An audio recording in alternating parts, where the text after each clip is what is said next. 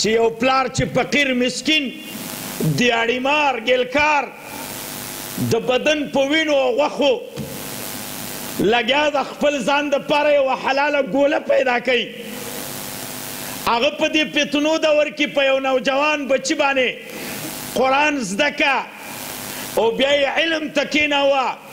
د درس نظامي دا فلسفه یې مخکې بوتله او تر دې چې عالم شو بیا نو په دې فلسفه ډېرې لویې خبرې پکار دي وخت اجازه نه راکوي او مختصر ده یو خبره به د مولانا په حق کې د علم متعلق کومه او دویمه موضوع انشاءالله العزیز دا کوم چمن او باغ چې په یو رشد او ترقۍ کې روان شوی شکر الحمدلله دا موږ دپاره د افتخار ځای ده دا دې محلې دپاره د افتخار ځای ده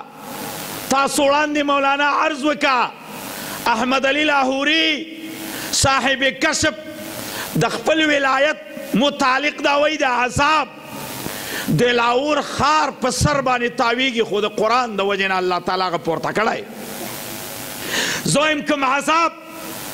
که په امانګړ مقرر ده په ضلع نوښار مقرر ده په تمامه کیفیکي مقرر ده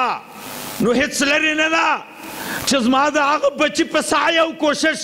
چې مازدیګر 4 بجو نه سهار 4 بجو پورې په یو شپه کې قرآن اوري الله تعالی یې دې وجې نه پورته کړي زه به دا ووایم علم یو لوی منصب ده یو لوی مقام ده الله پاک چې د انبیاو پلار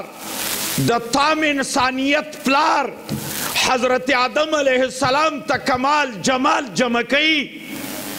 او په یو وخت کې د تمامو فرشتو مسجدون الیه ګرځوي فرشتې مجبوره چې د خدای په امر آدم ته سجده وکړي الله جل شانه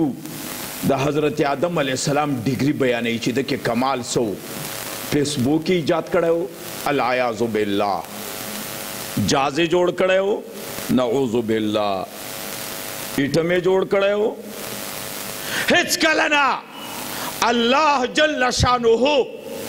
د تمامو ملائکو په وړاندې د حضرت آدم علیه السلام کمال جمال دا په یو ټکي کې رانغښتی وعلم آدم الاسماء كلها الله وایي ما دته علم ورکړی و علم یو داسې څیز ده چې د دې تر شا د رب العالمین سپورټ ده علم د رب صفت ده علم الله جل جلاله هغه چاته ورکوي چې هغه عند الله مقبول وي دا د هغه چا صفت ده چې دا کائنات عدم نه وجود ته راوستي او الله فرمایي جل جلاله فبذلک فلیفرحوا ګوره په علم به خوشحالیږي علما دلته ناست دي